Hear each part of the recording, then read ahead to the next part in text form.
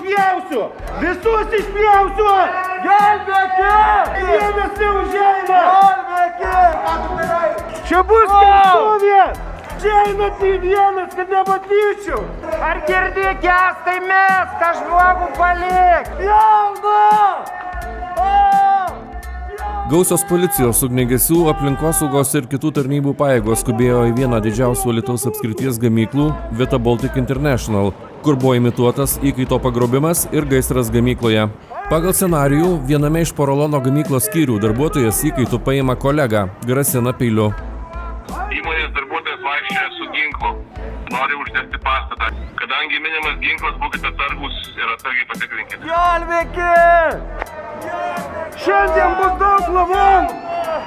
Atskubėjęs policijos ekipažas vertina situaciją.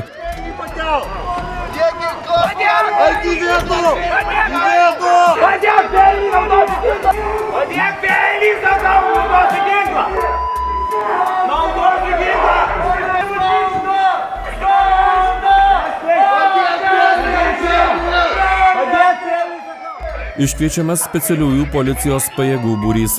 Pareigūnų veiksmus stebi Alytaus apskrities vyriausiojo policijos komisariato vadovai. Fiksuojamas atvykimo laikas, įmonės darbuotojų veiksmai, teritoriją stebi policijos bepiločiai orlaiviai.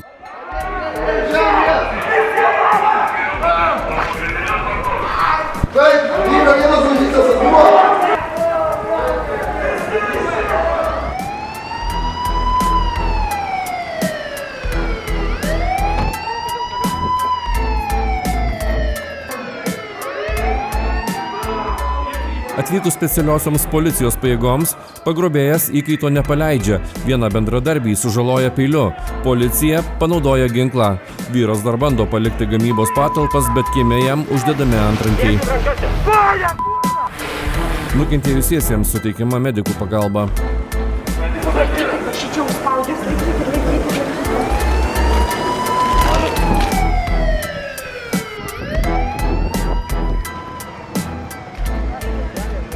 Ypatinga situacija gamykloje tęsiasi.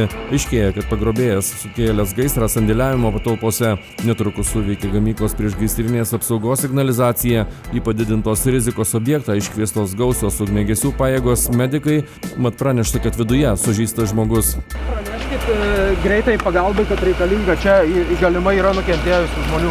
Gamyklos patalpas gesina gausios ne tik Alytaus, bet ir rajono ugniagesių komandos.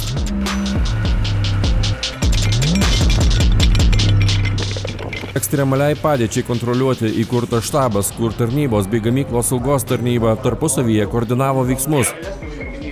Tokias policijos pratybas inspiravo paskutiniu metu Europoje vykę aukštų politikų užpuolimų atvejai.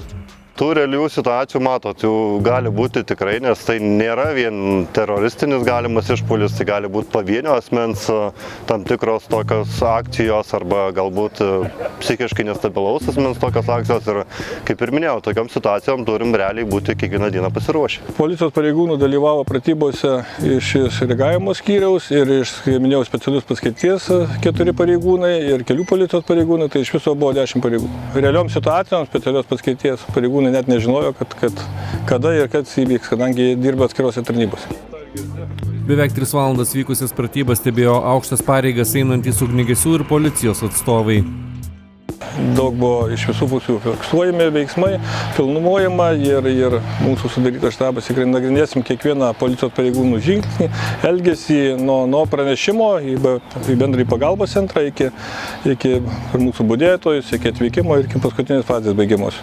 Taip, analizuosim filmuotą medžiagą, visus scenarijus ir ar buvo vykdytos visos užduotys, taip pat spręsim iškilusias problemas, nes jų tikrai smulkių, bet pasitaikė. Visą laiką mes turim daug darbo po tokių pratybų, nes visas tas instrukcijas, visas tos darbuotojų elgesį, visas sąlygas reikia atnaujinti. Tai reiškia, popieriui mes galim numatyti įvairius scenarijus, bet, sakykime, tokios pratybos išaiškina kartais smulkmenas, kurios Supraskim, kad smulkmenos tai yra žmonių gyvybės. Šiuo atveju. Arba nukentėję aplinkiniai gyventojai, arba išsiplėtęs gaisras, arba, nežinau, darbo vietos. Tai tos visos smulkmenėlės turėtų būti sudėstytos į ateinančių pratybų planus, eliminuojant galimybės, kad tos smulkmenėlės išlystų per sekančias pratybas. Tai didžiausios Alytaus apskrityje ugniagesių, policijos ir aplinkosaugos pratybos. Dėl to teko stabdyti gamybos procesą. Šitoj vietoje labai atsakingai žiūrim į tos visus reikalus. Ir ta gyvybė darbuotojų ar sveikata ar aplinkinių tai yra svarbiausias dalykas. Tai nei vienas ten uždirbtas centas to niekada neatpirks. Šios pratybos buvo surinktos pačios didžiausios Alytuje, kiek aš pamenu, nes buvo patelktos visos institucijos, kurios dalyvautų tikro įvykio metu. Tai buvo ir policija, greitoji, priešgaisrinės apsaugos tarnyba, gamtos apsaugos tarnyba, gamtos apsaugos agentūra, kurie atliko oro taršos matavimus. Taip pat visos šios tarnybos susibūrė į, kaip matote, į štabo vadavietę ir bandėme kartu organizuoti įvykio likvidavimą. Priminsime, kad žmonių grobimo atveju jau būta Alytuje. Prieš 30 mečių šalį sukrėtė berniuko pagrobimo drama vykusi šalia Alytaus esančiuose soduose. Už pagrobtą vaiką buvo reikalauta išpirkos. Tąkart specialaus policijos padalinio kovotojai antroką išvadavo. Iššūkių turėjo ir Alytaus apskrities ugniagesiai 10 dienų kovoja su ugnimi. Iki 2019 m. spalio mėnesį užsidegė bendrovės Ekologistika patalpos.